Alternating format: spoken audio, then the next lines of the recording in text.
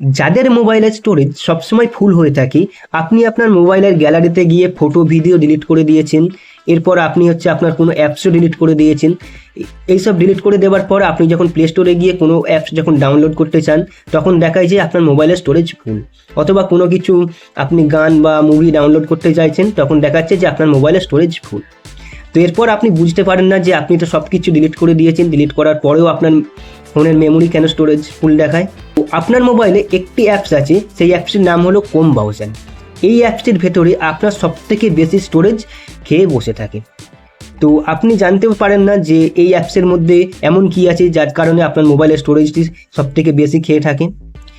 তো আজকের এই ভিডিওতে আপনাকে দেখাবো ওই অ্যাপসের মধ্যে কোন জিনিসে আপনার সবথেকে বেশি স্টোরেজ খেয়ে বসে থাকে এবং সেগুলোকে কিভাবে আপনি ডিলিট করবেন বা খালি করবেন। তো তার জন্য আপনাকে ভিডিওটা পুরো দেখতে হবে। আমি মহিন্দ্র, আর আপনারা দেখছেন মহিন্দ্র টেক নিউ চ্যানেল। আর যারা যারা নতুন এই চ্যানেলে এসেছেন তারা চ্যানেলটিকে সাবস্ক্রাইব করে দিও এবং বেল আইকনটি প্রেস করে দিও। তো সর্বপ্রথম আমরা এখানে চলে যাব ক্রোম ব্রাউজার। তো আমি এখানে ক্রোম ব্রাউজারে চলে এলাম। তো ক্রোম ব্রাউজারে চলে আসার পর উপরে দেখবেন যে 3 ডট আছে, এখানে আপনি টাচ করবেন। তো এখানে টাচ করার পরে সেটিং বলে যে অপশানটি আছে, এখানে আপনি টাচ করবেন। তো এখানে টাচ করার পর একদম নিচের দিকে চলে আসবেন। তো নিচের দিকে চলে এলে দেখতে পাবেন যে সাইট সেটিং, তো এখানে আপনি টাচ করবেন। এখানে টাচ করার পর একদম নিচের দিকে চলে আসবেন।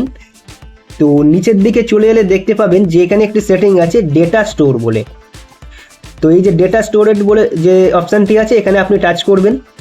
তো এখানে টাচ করলে দেখতে পাবেন যে আপনার যে সমস্ত ওয়েবসাইট আছে, সেই সব ওয়েবসাইটগুলো যেগুলো আপনি ভিজিট করেছিলেন, সেগুলো এখানে কত করে এমবি খেয়ে আছে। তো এখানে দেখতেই পাচ্ছেন যে প্রথমে আমার যে এমবিতে খেয়ে আছে, এখানে যে 466 এমবি, তারপরে 88 এমবি, তারপরে 31 এমবি। তো এরকমভাবে আপনার মোবাইলেতে যত ওয়েবসাইট আছে সব আপনি এখানে দেখতে পাবেন যে কত এমবি আপনার সব খেয়ে বসে আছে। তো আপনি কি করবেন, সিম্পল এখানেতে পাশে 3 ডট আছে, এখানে টাচ করবেন। এখানে টাচ করার পরেতে এখানেতে দেখতে পাবেন যে স্টোরেজ ডেটা বলে যে অপশানটি আছে এবং ডিলিট অপশান, এখানে টাচ করে এখান থেকে এটিকে আপনি ডিলিট করে দেবেন। ডিলিট করার পরে নিচেতে অপশান আছে একটি, দেখতে পাবেন যে delete data and reset permission বলে যে অপশানটি আছে, এখানে টাচ করবেন। টাচ করার পরে এখানে ডিলিট অ্যান্ড রিসেট বলে যে অপশানটি আছে, এখানে টাচ করবেন। টাচ করার পরে এটি ডিলিট হয়ে যাবে। তো এরপর আপনি যদি চান যে আপনার মোবাইলে অনেকগুলো ওয়েবসাইট এরম হয়ে আছে, তো আপনি কি করবেন, নিচের দিকে দেখতে পাবেন যে ডিলিট অল ডেটা।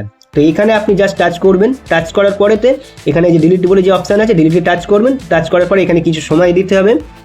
কিছু সময় দেওয়ার পরে দেখতেই পাচ্ছেন যে এখানেতে যে ডেটা স্টোর যে সমস্ত ওয়েবসাইটগুলো ছিল সমস্ত এখানে খালি হয়ে গেছে।